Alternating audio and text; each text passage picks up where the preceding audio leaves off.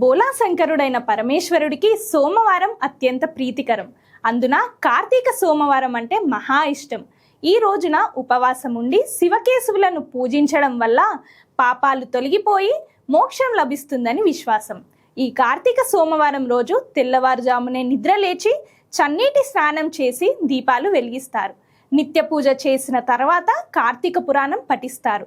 అలాగే కార్తీక సోమవారం రోజు నదీ స్నానం చేయటం, దీపాన్ని వెలిగించటం విశేషమైన ఫలితాలను కలిగిస్తుందని పండితులు చెబుతారు.